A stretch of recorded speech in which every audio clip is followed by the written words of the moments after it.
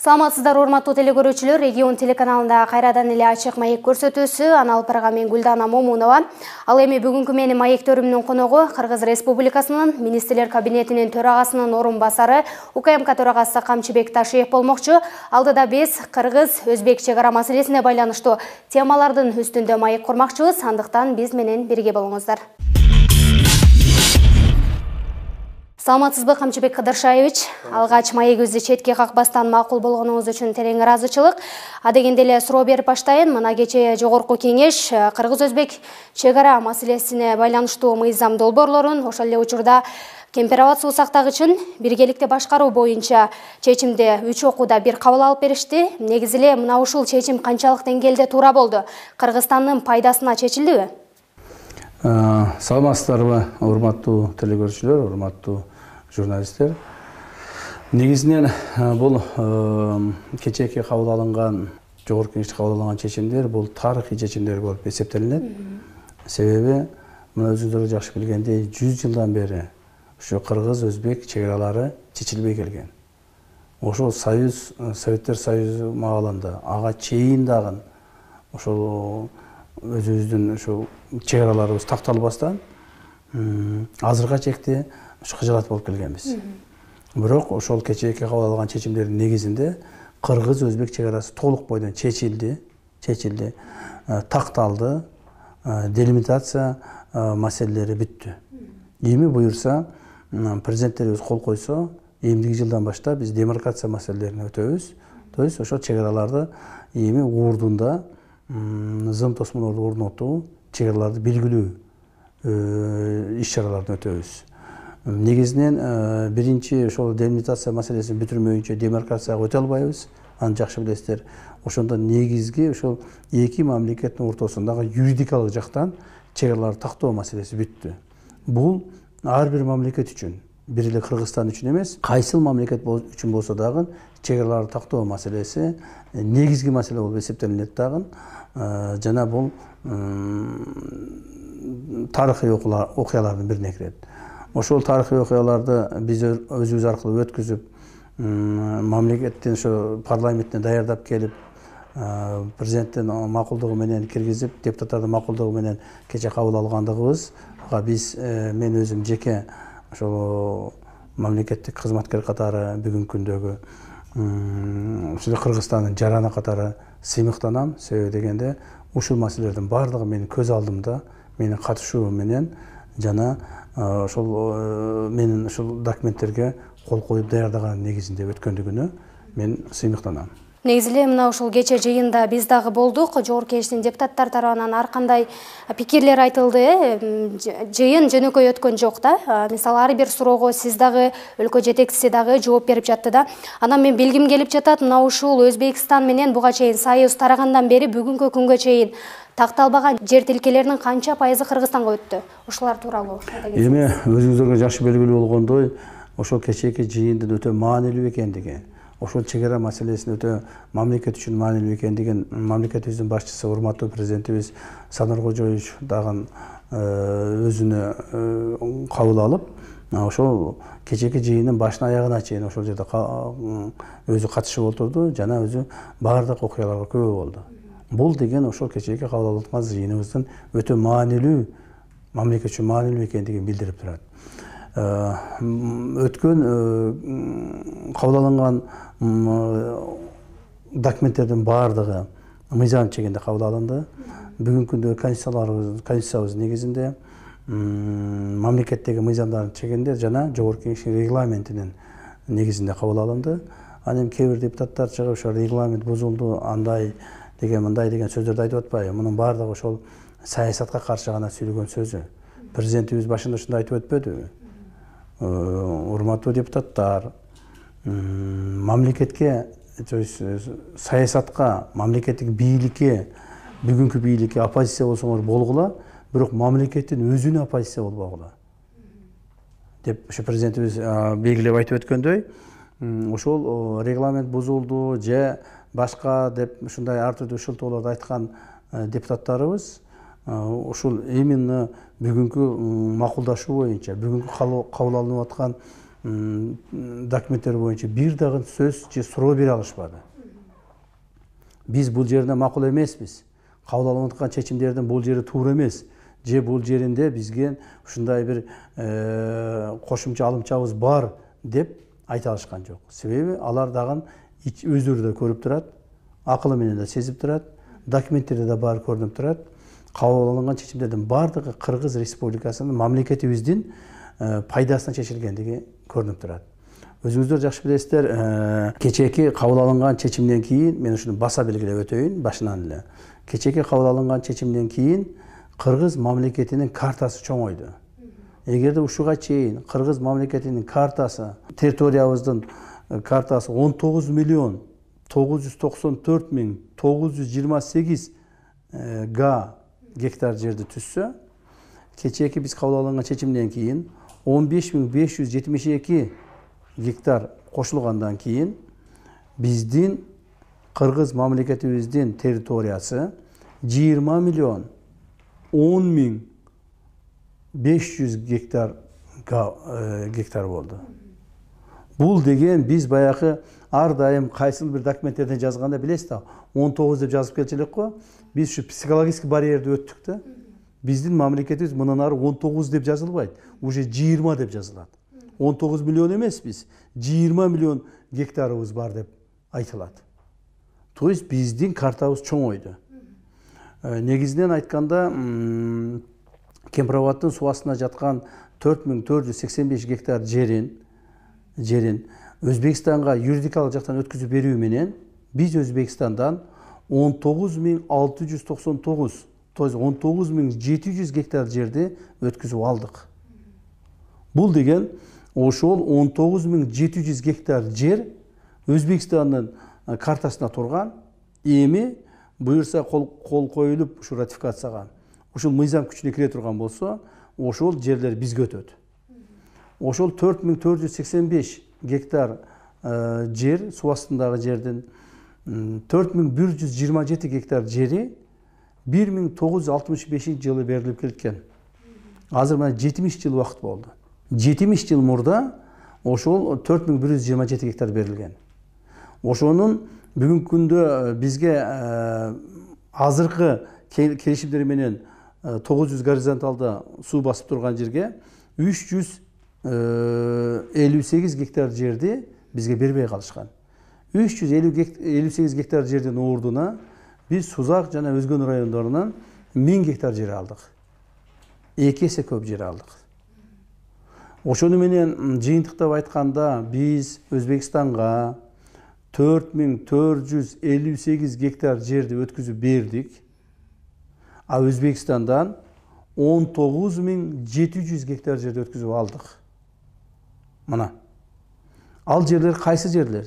Ал жерлер 19 миңдин ичинде ошол 1965-жылы эле бизге Өзбекстан тарабынан өткүзүлүп берилген 4127 гектар жердин ордуна өткүзүп алган жерлерибиз.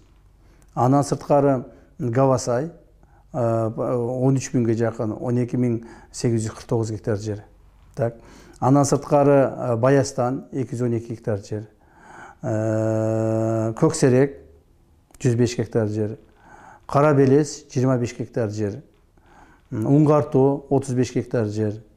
То есть ошентип олтуруп биз бүгүнкү күндө бая башында айтып өткөндөй 15572 гектар жерди Өзбекстан өткүзүп алдык. Бул биздин мамлекетибиз үчүн эгерде мындай физически алмашуу болгон күндө деле, физически бири-бирине алуу берүү болгон күндө деле биз өткүзүп берген жерибизден өткүзүп алган жерибиз 4,5 эсеге көп болуп атат. Бул жагынан утулган жокпуз. Экинчи бир эң стратегиялык мааниге ээлиги бул эки мамлекеттин ортосундагы достук мамиледе, сүйлөшүүлөрдүн негизинде, дипломатиялык сүйлөшүүлөрдүн негизинде эки мамлекеттин ортосундагы чек ара мамилеси бүтүп атат. Бул эң негизги маселе ушул. Мындан ары Өзбекстан Кыргызстанга, Кыргызстан Өзбекстанга эч кандай чек ара боюнча бири-бирине претензия кое албайт. Буюрса кое албайт. Анан кийин өзүңүздөр көрүп атасыздар, мына ар түрдүү коомубузда ар түрдүү катмардагы адамдар бар, ар түрдүү катмардагы саясий уюмдар, оппозициялык кыймылдар бар. Ошолор акыркы 3 айдан бери өтө туура эмес маалыматтар таратып, элдин башын айландырышып, элге ар түрдүү мындай жалган маалыматтарды жеткизип турушту да. Себеби биз ушул акыркы 3 айдан бери, кол коюлгандан бери элге толук жеткизүүгө мүмкүнчүлүгүбүз болгон жок. Себеби бул келишим биз үчүн өтө маанилүү, ыңгайлуу, пайдалуу болгондуктан, эгерде мунун баардыгын биз кечегидей кылып ачып тачасак, бул нерсе бузулуп кетмек. Бузулуп кетмек бул нерсе. Ошондуктан акыркы күнү гана, кече гана ачтык, баардыгын картаны толук ачтык. 7 миллион элибиздин баарына жеткиздик. Ушуга чейинки таркатып келишкен жалган, туура эмес, ушак маалыматтардын баардыгы жалган экендиги чыкты. Эң негизги маалыматтар кайсын ушак кылышты? Булар биринчи ушак кылгандыгы бул Чечме суусун берип алышты, Гавасайды берип салды, Кемпироватты берип салды, деп баардыгы эле Орто Токойду дагы берип салды деп ушундай туура эмес маалыматтар жеткизишкен. Конечно, алардын баардыгын берип салган болсо элдин баары нааразы болот да. Элдин баары нааразы болмок, элдин баары жаман көрмөк бийликти. Бирок ошонун баардыгы калп экендигине кече мына ынанышты. Себеби Орто Токой боюнча айтайын. Дагы бир жолу айтып коеюн. Орто Токой боюнча түшүнбөгөндөргө. Орто Токой суу сактагычынын платинасы дагы, жери дагы, суусу дагы, территориясы дагы толук бойдон Кыргызстанда турат. Кыргызстанга калды. Эч кандай аган кошумча милдеттемелерди эч ким алган жок. Бул бир. Чечме булак боюнча азыр кандай пайдаланып атсак Өзбекстан менен ушул гана состояниеде калды. Эч ким Чечме булакты эч ким өткүзүп берген жок. Өткүзүп берүүгө мүмкүн да эмес, андайга биз барбайт да болчубуз. Бул экинчи маселе. Үчүнчү Гавасай боюнча. Гавасай суусуну дейт, силер Өзбекстанга өткүзүп берипсиңер деп. Муну түшүнбөгөн адамдар айта берет да. Мына ошону кече Нуржигит Кадырбеков деген депутатыбыз айтып атпайбы? Гавасай суусун силер Өзбекстанга өткүзүп берипсиңер. Өзбекстанга ал Гавасай суусун эч ким өткүзүп берген жок, өткүзүп берүү мүмкүн да эмес. Себеби Гавасай суусунун тегереги, ошонун тегереги, андагы өрөөн, Гавасай өрөөнү, анын оң тарабында Көкташ айылы, жана башка ошол жерде 3 айыл бар. Ошолордун баардыгы Кыргызстандыкы бүгүнкү күндө. Кыргызстанга калды. Кыргызстанга жазылып калды. Эч ким өткүзүп берген жок. Анан мен ошол эле Нуржигиттен сурап атпайм, эми сиз өткүзүп берди деп эле каяктагы учактарды айтып атасыз. Даже депутат болуп туруп, ушунун туура эмес экендигин кагазды карап туруп түшүнбөгөндүгүнө таң каламын. Так. Анан ошону айтып мен сурадым да, андай болсо биз өткүзүп бергени болсок, анда сиз барып көрдүңүзбү, каерде өткүзүп бериппиз десем, жок, барган жокмун. Жок, мен билбеймин. Билбей туруп, ошо депутаттар ушак таратышты да, 3 айдан беричи. Эми бардык эмес, кээ бир депутаттар, кээ бир ошол оппозициялык настройдогу, эптеп эле мамлекетибизде бир ызы чуу болсо экен, мамлекетибизде бир туруксуздук болсо экен, ушул кыргыз-өзбек чек арасы чечилбей калса экен, андан кийин Кыргызстан, Кытай, Өзбекстан темир жолу курулбай калса экен, андан кийин Кыргызстан, Тажикстан чек арасы чечилбей калса экен, андан кийин ушу Кыргызстанда тополоң ызы чуу болуп, биз бийликке келип калсак экен, анан кийин дагы көрсөк экен деген бир ушундай топтор бар да. Ошолордун ою менен булар ушу бизди жамандап келишкен. Бирок анын баардыгы туура эмес экендигине мына мезгил көрсөтүп атат. Андан сырткары мына кече бир депутатыбыз суроо берип атат. Өзүңүздөр да телевизордон көрсө керек, биздин урматтуу телекөрүүчүлөр да көрсө керек. Кемпироватты Гавасайга алмаштырып салды. Кемпироватты Гавасайга алмаштырып салды. Гавасай жаткан таш жер экен, анын бизге кереги жок деп. Андай эмес. Андай эмес. Биринчиден Кемпироватты Гавасайга алмашкан эч ким жок. Гавасайды биз Кемпироваттын сол тарабынан Бүргөндүгө кетүүчү каналды курбагандыгы үчүн бересин деп олтуруп Гавасайды алдык. Кемпироват алмашкан жок. Булар документти карап туруп түшүнүп ошону окуй албай атышат. Аны Кемпироват Гавасай таш жаткан жер экен, жаман эле болбогон жер экен деген сөздү кантип айтканына, оозу барганына мен таң калам.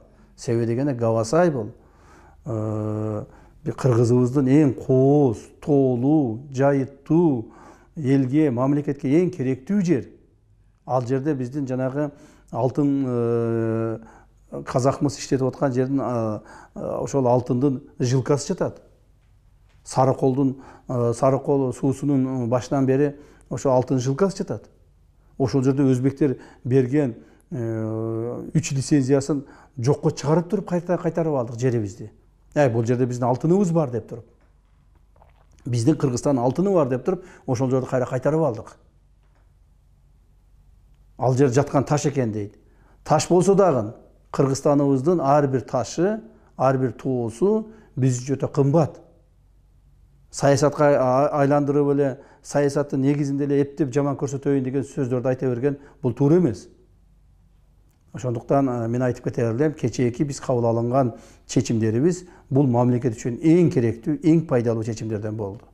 Ал эми Кампробаттын өзү боюнча айта турган болсом, Кампробаттын өзүнү айта турган болсом, Кампробатка барбагандар, билбегендер, көрбөгөндөр деле каршы берип атышат, каршы сүйлөп атышат, жана ошону пайдаланып, элдин мындай эмесин козутуп атат да, мындай бир ички дүйнөсүн козутуп атат да. Кампробаттын жээгине чоңойгон жигитпиз биз. Ошол Кампробат сол жагынан өзгөн тарабына караса, оң жагынан Сузак районуна карайт. Ошол жерде Кампробаттын жээгинде Кампробатка келип балык тутуп, сууга түшүп жүргөн балдарданбыз. Биз кичинекей маалыбызда, биз туу элек маалыбызда Кампробат жери берилип, суусу берилип, ал жерге плотина курулуп калган экендигин биз өзүбүз өз көз алдыбызда өстүк, ошону көрдүк. Эми Кампробаттын ушуга чейинки акыбалы кандай эле? Ошол жерде жергиликтүү элдер билет. Алар мени калп айттырбайт. Мына мен азыр айтып атсам, телевидениеден канчабек калп айтып атат деп айта албайт. Ошол жерде Кызыл Октябрь, Кароол, Куршап, жана Ана Кызыл, ошол жердеги айылдардын элдери баары билет. Ошо Кампробатка мына 2-3 жыл эле болду кичине бир тынчып калганына. Буга чейин ошол жерге чыгып балык тутсаң дагы пограничтерди карап, качан келип калар экен, келип калса качышыбыз керек деп качып жүргөн күндөрүбүз да болгон. Биз баарын таштап качып, адырлап качкан күндөрүбүз да болгон. Ошол эмелер, чегарачылар, өзбектин чегарачылары келип калды деп. Кээ бирдеги ошол балык тутуп жүргөн балдардын кемелеринен бери, кайыктарынан бери алып кетип калган. Күндөрү болуп атышкан. Балдарын өздөрүн алып кетип калган. Силер эмне үчүн биздин территорияда жүрөсүңөр деп. Ошол жерге малдарды сугарбайсыңар деп кыйнап жүргөн. Киринишке жакындатпай жүрүшкөн. Ошонун баардыгын ошо элдер баарын сезип жүргөн. Bir litr сууну турба менен тартып кеткенге мүмкүнчүлүк бербейт эле. Тарттырбайт эле турба менен эч нерсени. Бирок ошонун баардыгын азыр жокко чыгарып эмне кылдык? Андан сырткары Кампробатты башкаруу боюнча. Кампробатта билбегендер боюнча айтып коеюн, эми жергиликтүүлөр билет. Кампробат тосулуп тургандан сууну 2 канал аркылуу кетет. 2 канал аркылуу. Оң жактагы кеткен каналы бул Сузак районунун 4 айыл өкмөтүн, Барпы, Атабеков, Ырыс, Сузак айыл өкмөтүнө чейин ошону сууларын ичип турушат. Андан сырткары мурда көбүрөөк суу берет эле, базар коргонго чейин насос менен тартып алып чыгып кетип болчу. Азыр ал сууларды бербей калган. Сол тарабынан кеткен канал боюнча бул баягы Сабай айыл өкмөтү. Кара суунун ичине чейин ошол суу менен камсыз болуп турат. Ушул сууларды башкарууда кыргыздар эч кандай ал жерде өзүнүн катыша албайт эле да. Мына ошол сууларды бизге жөнөткөндө жазында суу керек маалда суу бербей коюп, дыйкандарыбыз баары билет. Суу бербей коюшуп 5 күн, 10 күн, 15 күн кечиккен күндөрү болуп калган. Дыйкандар ызылдап биягы Андижанга чейин, Ташкентке чейин чыгышып суу ала албай жүрүшкөн. Суу керек эмес маалында сууну кое берип иришип, ошол Жийде, Сузак айыл өкмөттөрүндөгү бүт шаалыларды басып кетип, ошонун жегиндеги элдердин үйлөрүн басып кетип, короо жайларын басып кетип, канча кыйналып жүрүштү. То есть булар кааласа сууну бербей коет, кааласа берет, кааласа көп берет, кааласа аз берет. Ушундай болуп жүргөн. Суунун горизонталындагы кааласа 900ге чыгарат, кааласа 905ке чыгарат, 908ге чыгарат, 902ге түшүрөт. То есть каалагандай кылып коюп жүрүшкөн. Эми андай болбойт. Кечээки кабыл алган макулдашуулар негизинде компроват суу сактагыч үчүн биз кошо башкарышабыз. Кантип? Ал жерге биз кошо башкарыш болгондо бир каражат кетирип, же кандайдыр бир расход кылбайбыз. Биз башкарууну көзөмөлдөйбүз. Ошол жерге бизден ар бир сменге 2ден адамыбыз кирип отурат. Ал жерде круглый сутка смен болот, 2 смен болобу же 3 смен болсо керек круглый сутка. Ошондо 2ден адам кирип отурат. Кирип отурганда бир суткада 6 адам иштей турган болсо, 6 адам дем алып туруп, дагы экинчи суткада иштесе, значит бир 12-18 адамыбыз ошол жерде иштеп турат. Алар эмне кылат? Алар суунун деңгээлин көзөмөлдөйт. Эң негизинен 900дан көтөрүлүп кетпеш үчүн. 900дан көтөрүлүп кетсе, айылдарга зыян тие баштайт. Ошону негизинен карашат. Андан сырткары ошол бизге бөлүнүп берилип аткан сууларды кайсыл маалда канча керек экендигине бөлүп берип турууга мүмкүнчүлүк алышат. То есть сууну башкарууга мүмкүнчүлүк алышат. Биз мындай мүмкүнчүлүккө мурда ээ эмес болчук. Андан сырткары ошол жердеги жергиликтүү элдер, жашаган элдер балык уулоого, мал сугарууга, ошол жердеги суудан насос менен суу жетпеген жерлерге тартып кетип иштетүүгө толук мүмкүнчүлүк алат. Андан сырткары баягы жай айында суу төмөндөп, суу качкан маалда бошоп калган жерлерге мал жайыт кылганга, күрүү чеккенге жана башка кылгандарга толук мүмкүнчүлүк алышат. Мына. То есть ушунун бардыгы бүгүнкү күндө мыйзамдын чегинде легалдуу түрдө биз кечээ мына жогорку кеңештен өткүздүк. Мына ушуга каршы болуп атышпайбы? Ушуга каршы болушуп, мен ошол жерде бир-эки депутатка айттым, ай, эмнесине каршысыңар? Айткыла.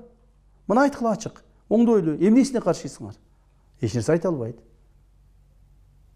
То регламентке тийишет, то конституцияга тийишет, то башка нерсеге тийишет, то Гавасайга тийишет, Жакшынакай жаткан эле.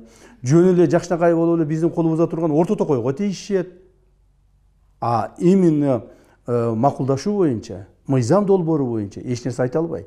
Себеби алардын да көзү жетип турат. Мыйзам долбоору бүгүнкү күндө кабыл алган мамлекет үчүн эң пайдалуу экендигин алар да көзү жетип турат. Андан сырткары дагы бир эң маанилүү маселени ушул жерде белгилеп айткым келип турат. Мына биз бөлүп бергенде мурда 5731 гектар жерди бөлүп бергенбиз. 1965-жылы. Бул суунун деңгээли 908ге чыкканда. Суунун деңгээли 908-905тен өткөндөн кийин мына биздин ошол жерде жаткан жандагы Кызыл Октябрь айылдарга чейин суу басып кетчү. Ошол жерде жогору жаткан Ана Кызыл айылдарын басып кетчү. Ошо Ана Кызылдын ылдыйында шал эккен жерлерди толук жанагы Ош Бишкек жолуна чейин басып кетчү. Ана Кызылдан жанагы өзгөнгө өтө турган көпүрөнү толук бойдон басып кетчү. Андан дагы өтүп кетчү жогору жака. Мына ушулардын бардыгы ушуга чейин болуп келгенде. Аны эч ким контролдой алган эмес. Эми андай болбойт. 908ден 900ге түшкөндөн кийин ошо компроваттын тегерегинде 1246 гектар жер бошойт. Кайсыл айыл өкмөттөн канча жер бошосо, ошону ошол айыл өкмөт элдерге бөлүп берип, шал эккенге бөлүп берет, жанагы айыл чарбага иштеткенге бөлүп берет, жана ошолорду жасаганга мүмкүнчүлүк түзүлөт. Эми мурдагыдай шал эгип койсом, эртең суунун деңгээли көтөрүлүп кетип, анан шалаларымды суу басып кетет деген маселе болбойт. Себеби суунун деңгээлин көтөртпөй биз кармап турабыз. Ошон үчүн чоң башкарып атабыз. Суунун деңгээли 900дан эми көтөрүлбөйт. Биздин элибиз ошол жерде ишеничтүү болот. Суу көтөрүлбөйт. Бул жерге шал эксе боло берет. Бул жерге айыл чарба өсүмдүктөрүн эксе боло берет. Түшүм алса боло берет. Суу кечегидей болуп басып кетпейт деп ишеничтүү болушат. Мына мыйзам ушуга гарантия берип атат. Анан булар айтып атышпайбы? Макул дейт, ушу мыйзамды кабыл алайлы, а эртең өзбек тарап аткарбай койсо кандай кылабыз деп. Эртең өзбек тарап аткарбай кое турган болсо, бул эл аралык келишимдер бар, эл аралык жоболор бар. Өзбек ошолорго деле карабай, ошолорго эле көңүл бурбай аткарбай кетип аткан болсо, анда урматтуу биздин жарандарыбыз, биздин башка дагы ырчактарыбыз бар. Алар мыйзамсыз ошол кабыл алынган мыйзамды аткарбай турган болсо, мен ишенем алар аткарат деп. Эгер аткарбай турган болсо, анда ошол компроват чашасына, компроват суу сактагычына суулар бизден келет го. Суулар башкачадан келбейт го. Суулар Салам Аликтен келет. Так. Суулар Куршап дарыясы менен келет.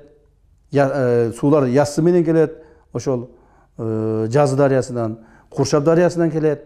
Так. Кара дарыядан келет. Ушунун бардыгы бизден түшөт акыры. Бизден түшүп атпайбы, биздин тоолордон, биздин жерлерден түшүп атпайбы.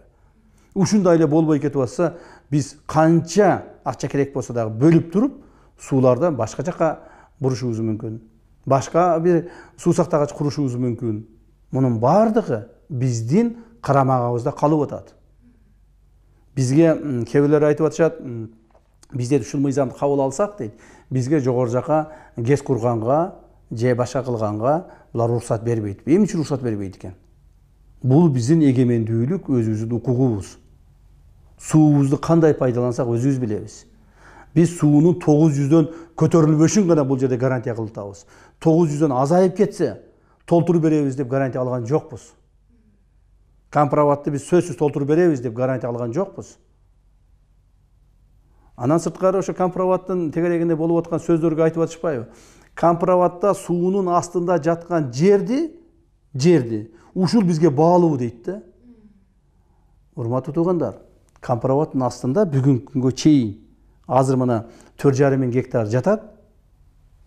Жаткан ушуга чейин. Азыр жатат, мындан кийин дагы жата берет. 70 жыл ушуга чейин суунун астындагы жерден биз эмне пайда көрдүк? Эч нерсе пайда көргөн жокпуз. Мындан кийин дагы 100 жыл, 200 жыл суунун астында жерибиз жата берсе эмне пайда көрөбүз? Эч кандай пайда көрбөйбүз. Ошондуктан биз ушул жердин астында жаткан суу компроватта суунун астында жаткан жерлердин башка жактан туура пайда көрүш үчүн чек араларыбызды бүтүрүп алышыбыз керек. Гавасайыбызды алып алышыбыз керек. Көксерегибизди алып алышыбыз керек. Баястаныбызды алып алышыбыз керек. Кара белесибизди алып алышыбыз керек. Унгар тообузду алып алышыбыз керек. Ушулардын бардыгы биздики. Мына Кара суудан 100 гектар жерди алып бердик. Өзгөн Сузактын ортосунан 1000 гектар жерди алып бердик. Ушунун бардыгы байлык жүздөгөн 100, 200, 500 жыл турса, ушунча жыл ошол жерден биз пайда табабыз. Эл малын багат, эл ошол жерден дыйканчылык кылат. Жер биздин картабызга жазылып, мамлекеттин менчиги болот. Анан биз ошол жанагы 4,5 гектар суу баскан жерди суу качан кургаганда жер биздики болот деп сууну карап отура беришибиз керекпи? Так, кичине бир ойлонушубуз керек да. Азыр мына чек аралар бүткөндөн кийин ошол 4,5 гектар жер суу кургагандан кийин бизге калсын. Суу качан кургайт бир Кудай билет. Суу токтосо өмүр токтойт. Суу токтосо адамдардын жашоосу токтойт. Ошол 4,5 гектар жер суу кургагандан кийин кургак жер бизге калсын, ушинтип жазып бериңиздер деп өзбектерге азыр мына баары бүткөндөн кайрыла турган болсок, ага чейин силер мына ошол 4,5 гектарды биз мына бул өзгөндөн беребиз, же Кара суудан беребиз, же Сузактан беребиз дей турган болсок, жан деп макул болушат. Хорошо, суу кургаганда ушул жер силердики болот деп жазып, Сузактагы мисалы 4,5 гектар жерди алып, ал жерге сонун кылып, эгиндерин эгип, дарбыздарын эгип, Өзбекстандын өзүнө жазып алып туруп, жыргап, алар 100 жыл, 200 жыл жашай берет. Ошондуктан биз мындай экономикалык жагындагы, эстетикалык жагында карашыбыз керек. Жөнөн эле ушул карап отуруп эле жок, биз суунун астында жерди бербейбиз деп тырышып отура бербестен. Адам эгерде ушунчалык керек болсо, турмуштагы ушундай. Адамдын турмушу да ушундай. Адам кызыңды эң сонун көрүп багасын, өстүрөсүн, кызыңды жакшы көрөсүн, сүйөсүн, кичинекейинен баштап, чоңойтосун, окутасың, анан убагы келгенде күйөөгө бересиң. Эң жакшы көргөн кызыңды дагы күйөөгө бересиң. Себеби ошого турмуш ошогон алып келет. Турмуштун чындыгы ошого алып келет. Анан биз жанагы жок, бул биздин жерибиз. Биздин жерибиз суунун астында болсо да биздин жерибиз деп эле сууну карап телмиреп отура бергенибиз менен убакыт өтүп атат. Мына ондогон жылдар, жүздөгөн жылдар өтүп атат. Анын жүздөгөн жылдардын арасында биз элди багышыбыз керек. Мамлекетибиздин коопсуздугун сакташыбыз керек. Мамлекеттин бүтүндүгүн сакташыбыз керек. Мунун бардыгы мамлекет үчүн болуп атат. Мамлекеттин стратегиялык маселелерин, пландарын биз аткарып чечип атабыз.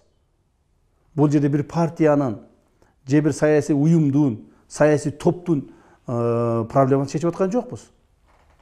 Мына кечээ ошол бизге мыйзам проектисине каршы берген депутаттар өздөрү билбейт эмнеге каршы бергенин. Мен сурап атам, ай депутаттар, бергиле суроону, келгиле мен силерге жооп берейин. Бардыгын айтып берейин. Мына баарын көрсөтүп атамын. Пожалуйста, келгиле. Кайсыл жер туура эмес болуптур? Кайсыл жер жаман болуптур? Каерден биз утулуп атыппыз? Айткыла. Эч нерсе айта албайт. Эч нерсе дей албайт. Жок, биз каршыбыз. Ай эмне үчүн каршысың? Жок, биз каршыбыз. Мына көрдүңүздөрбү?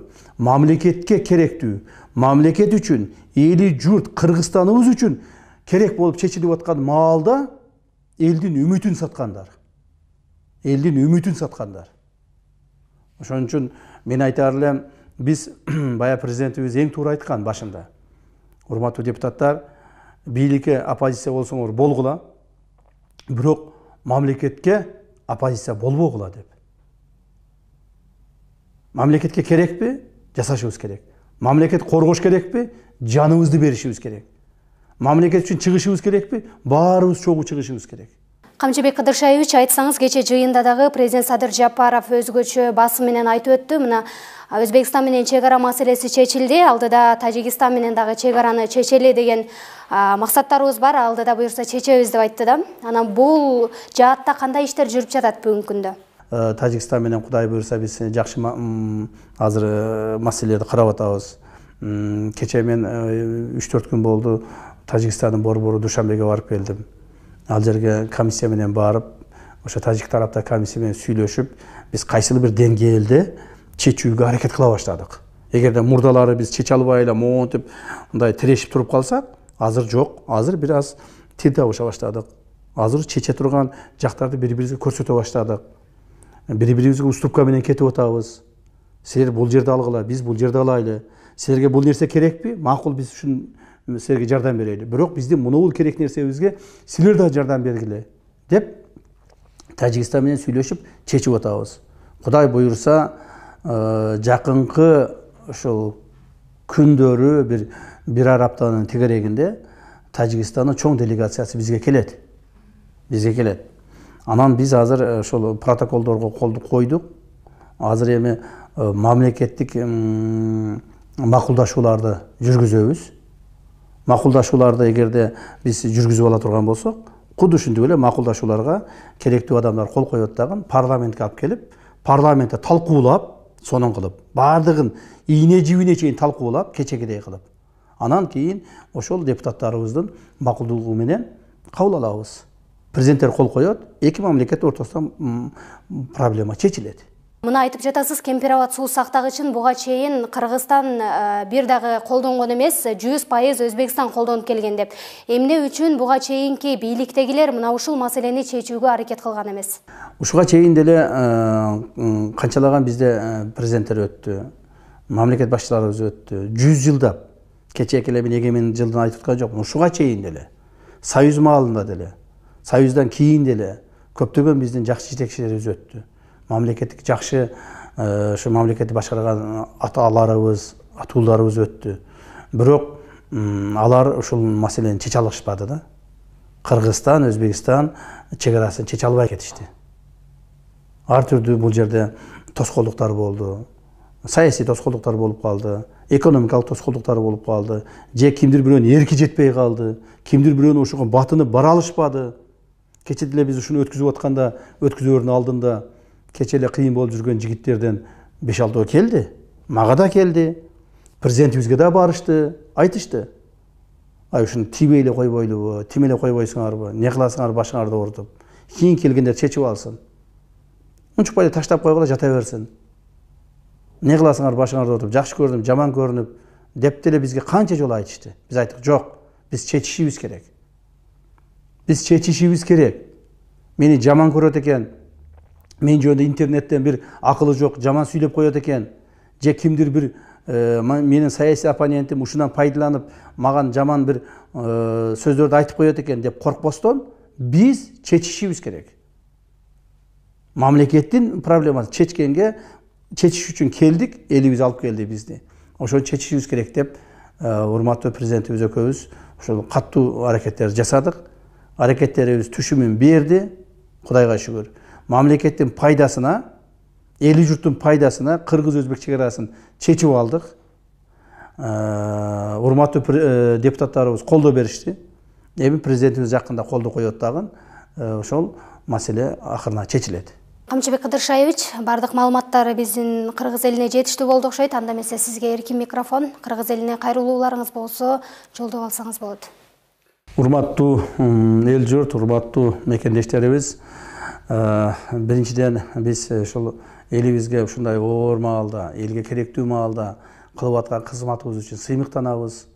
Ошол тарых, бүгүнкү күндө мезгил бизди тандап алып, ошол өзбек-кыргыз чек арасын силер бүтүргүлө, элдин пайдасына бүтүргүлө деп бизди тандап алгандыгына биз ыраазычылык билдиребиз. Жана мамлекетибиздин, элибиздин эч качан артка тартпайбыз. Ар дайым элибиздин кызыкчылыгы үчүн аракет кылганбыз. Мындан ары ушундай болот деген өзүмдүн ишеничтүү сөзүмдү айтып кете аламын. Кудай буйрса элибиз бизди билет, журтубуз бизди түшүнөт, кылган ишибизге ак батасын берип турат деген үмүттөмүн. Ал эми ушул туура ишти дагы билдирөбүз, бар ишти жок кылабыз деп жаманатты кылып, атайлап эле ушул мындай бир туура жолду дагы бузуп салгысы кылган аракеттерге, провокаторлорго биз мыйзамдын чегинде чечимдерди кабыл алабыз, чараларды көрөбүз. Мурдагыдай болуп, мурда эмне үчүн тополоң болуп келген? Эмне үчүн ар дайым эле ушул 2 жолу, 3 жолу, 4 жолу бизде ушундай перевороттор болуп, ушундай болуп келген? Себеби, урматтуу угандар, убагында чаралар көрүлгөн эмес. Чара көрөлө турган адамдар, ошол мамлекеттин тынчтыгын, эркиндигин, стабилдүүлүгүн сактай турган адамдар өздөрү ушундай бир туура эмес жолдорго түшүп алып, мамлекеттин стабилдүүлүгү сакталбай келген. Эми андай болбойт. Менин кызматым мамлекеттин стабилдүүлүгүн сактоо, мамлекетке тынчтыкты орнотуу, ичибиздеги мыйзамдуулукту сактоо негизги милдетим болот. Президентибиздин, урматтуу президентибиз Садыр Кожоевич Жапаровдун бизге койгон тапшырмаларын так жана эл үчүн аткарабыз деген үмүттөбүз. Рахмат баарыңыздарга. Урматтуу телекөрүүчүлөр, мына ушинтип бизге берилген убакыттагы жыйынтыкталып калды. Ал эми бүгүнкү менин маектөрүмдүн коногу Кыргыз Республикасынын Министрлер кабинетинин төрагасынын орун басары, УКМК төрагасы Камчыбек Ташиев болду. Саламатта калыңыздар.